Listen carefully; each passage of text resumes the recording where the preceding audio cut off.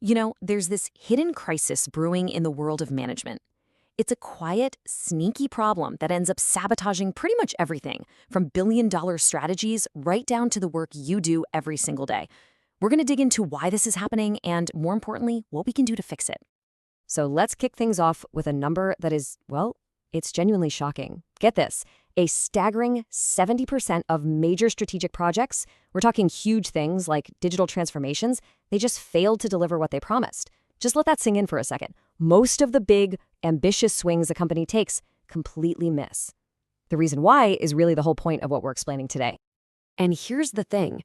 The problem usually isn't a bad strategy. It's this thing called the alignment gap. It's this fundamental breakdown between the big vision cooked up in the boardroom and what's actually happening on the front lines. Honestly, it's the gap where great ideas just go to die. And you can really see the symptoms of this gap in the data right here. I mean, look at this first bar. Less than half of all employees feel like they even know what's expected of them at work. But what's even more worrying is this second bar. Manager engagement has just tanked, down to only 27%. And when your managers are checked out, that just creates this awful cascade effect through the entire organization. Okay, so all these symptoms, they're all pointing to the exact same root cause. So in this first section, let's take a look at why the old way of managing people is totally failing and really explore the broken philosophy that so many companies are, for some reason, still clinging to. At the heart of all this are two competing ideas about people. On one side, you've got Theory X. That's the old school command and control model that basically assumes people are lazy and need to be watched all the time. But on the flip side, you have Theory Y, which is built on trust. It assumes people want to do good work and that they thrive when you give them some autonomy. One is all about control, the other is about empowerment. So, which one do you think is still the dominant force out there? Well, it's a pretty crazy number, but 70% of executives still use visible activity, things like how many hours you've logged, or just seeing you physically in the office, as their number one way to measure productivity. That is textbook Theory X thinking. It's all about control and supervision, not trust and actual results. And this focus on just looking busy doesn't lead to more productivity. No way. It leads to this: performative work. Employees are spending nearly a third of their time on tasks designed just to appear busy, not to actually produce anything of value. It's just a colossal waste of everyone's time, energy, and talent. And man, this quote just hits the nail on the head, doesn't it? It shows how this old school thinking directly poisons modern decisions. That whole debate about returning to the office, so often it's not really about collaboration. It's about a deep, fundamental lack of trust. It's those Theory X managers who just need to see you at your desk to believe that work is actually getting done. All right, so if the old model is broken, what's the fix? That brings us to our second section here, the outcome-centric solution. This is all about a huge fundamental shift from valuing presence to valuing results. The absolute cornerstone of this whole approach is the deliverable.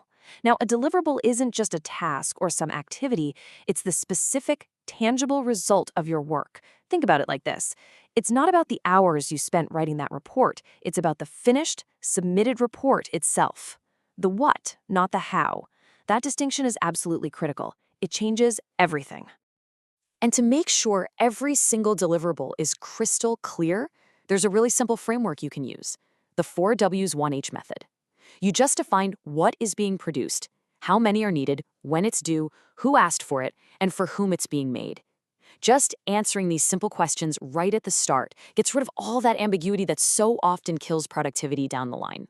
Okay, now here's where it all clicks. This is where it gets really powerful.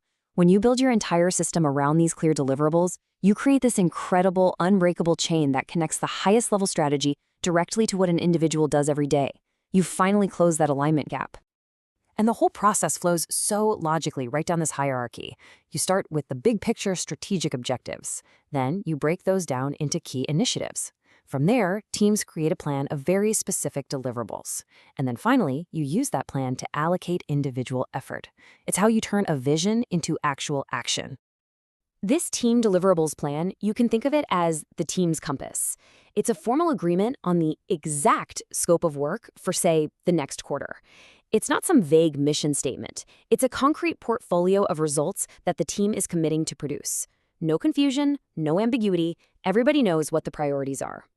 And that team plan then cascades right down to the individual. In a work plan, just like you see here, each person commits a certain percentage of their effort to specific deliverables. This gives everyone total clarity, it formalizes accountability, and it makes sure that every single hour of work is directly contributing to a shared strategic goal. Now, this entire system has a massive impact on the most critical role in any organization, the manager. It completely frees them from being a micromanager or a taskmaster and lets them become what they were always meant to be in the first place, a coach. Because right now, let's be honest, managers are drowning. They spend a mind-blowing 40% of their time on admin tasks and just chasing people for updates. And that leaves only this tiny sliver, 13%, for what is arguably their most important job, actually developing their people. The system is failing them, big time. So how do we fix this? Well, this is where technology can be a real game changer. Using concepts like AI and automation, we can just handle all that routine administrative work. The status updates, the report chasing.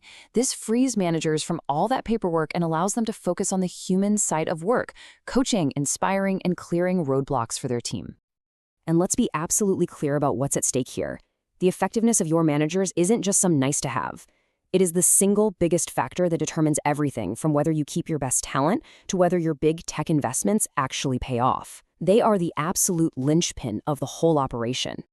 So, as we wrap this up, I want to leave you with one final question to think about. I want you to look at your own workplace. Think about the meetings you're in, the way your success is measured. Is your system built to empower people through trust, or is it designed to micromanage them through control? Because the answer to that one question, well, it changes everything.